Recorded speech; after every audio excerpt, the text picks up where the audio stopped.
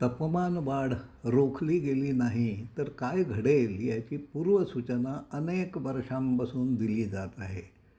राजकारणी नेते कधीच शहाणे होणार नाहीत, पण सामान्य माणसेही शिकायला तयार नाहीत. युरोपमधील अनेक देशातील नद्या आटल्या आहेत.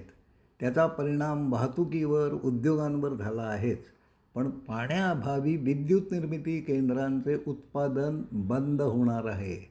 बऱ्याच समस्या या अनिर्बंध वृक्षविनाशातून निर्माण झाल्या आहेत. झाडे आहेत म्हणून आपण आहोत. मानवेतर जीवसृष्टीला या सत्याचे आकलन कधीच होऊ शकणार नाही. पण माणसांना, निदान शिकलेल्या नागरिकांना हे कळायला हवे. वनस्पती आपल्याला हवे असणारे अन्न देतातच, प्राण्यांना आश्रय देतात, तापमान नियंत्रित करतात, नव्याने माती निर्मितीत भाग घेतात, धूप रोखतात. आपल्याला हे सारे माहीत आहे, पण म्हणून आपण वृक्षवेली लावून जगविण्याच्या धर्माचे पालन करतो का? स्वतःला, कुटुंबियांना पुरेल एवढा प्राणवायू देणारी, आपण सोडित असलेला कर्बवायू शोषून घेणारी झाडे आपणच लावून जगवायला हवीत. पाळण्यापासून तिरडीपर्यंत लागणाऱ्या वस्तू वृक्ष पुरवीत असतात. वृक्ष नव्याने लावून जगवणे हा नवीन युगाचा धर्म आहे.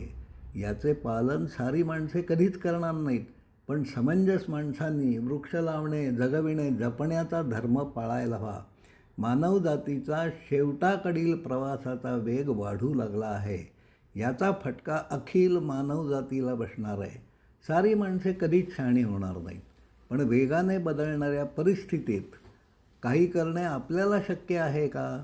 मुलानातवंडांच्या कल्याणासाठी जाणीवपूर्वक काय करायला हवे यावर विचार करणाऱ्या, आवाक्यातील कृती करणाऱ्या माणसांचा शोध समूह मनातर्फे घेतला जात आहे.